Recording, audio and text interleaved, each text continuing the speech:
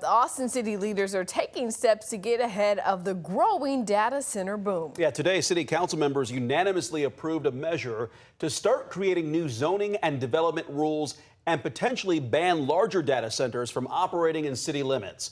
KVUE's Brianna Perez has been listening in on that meeting today. She's here now to explain what came of it. Bree?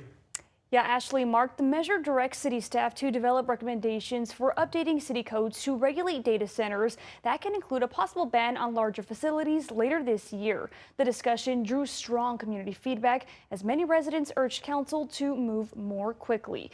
Right now, Austin's zone code doesn't specifically have land use category for data centers. No large-scale data centers currently exist within Austin city limits, but city leaders say they want to establish rules before future projects are proposed.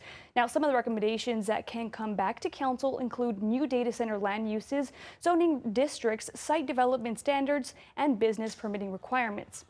Residents say they're concerned about the water and energy demands of data centers.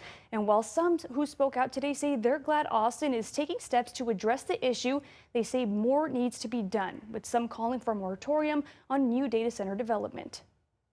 I think a lot of this is downstream from people's anger. Their anger that we see our lands and our water being stripped away and our leaders are not listening to us. People are really scared about this. And I really hope we move quicker than spring 2027. Thank you. To address those concerns, council approved an amendment aimed at speeding up the process, calling for binding regulations to be put in place by the end of the year so council can determine which data centers can operate within city limits and which would be prohibited.